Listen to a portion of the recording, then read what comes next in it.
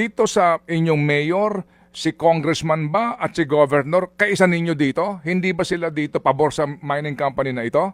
Kabaliktaran po, Sir Ted, dahil ang congressman po namin, ang aming governor, vice governor at yung aming mayor dito po sa Dupax del Norte ay wala po silang nagagawa na itutulong, hindi po sila nagpapakita rito.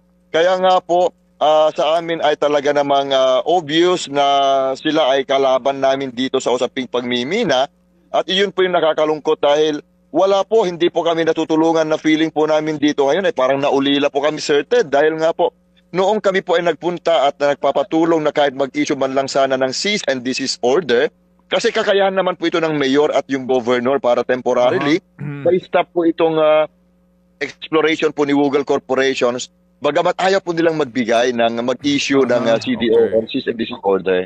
Okay, nung buhay pa si Manong Kaloy Padilla, tutol siya eh. Pati sa Oceana Gold nga dyan sa inyong lalawigan, tutol siya sa pagmimina. Namatay siya at ang humalili itong kanyang vice governor, di ba? At ito ngayon ang inyong gobernador? Tama po, Sir Ted. So hindi sila magkapareho ng stand ni Manong Kaloy?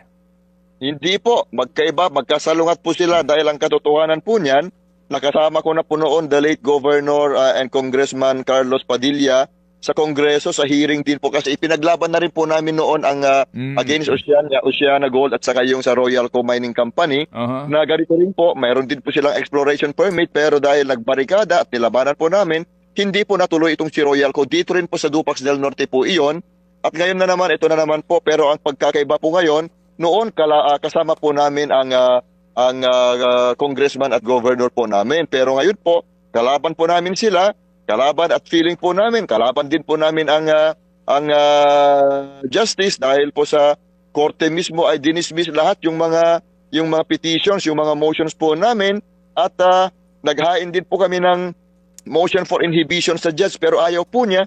Kaya parang pakiramdam po namin pati kapulisan dahil nga po hinaharas na kami, inaaresto, hinuhuli na kami at lahat-lahat na parang ang kakampi na lang po namin ngayon ay ang simbahan at ang taong bayan. Yun na lang po yung pag-asa po namin.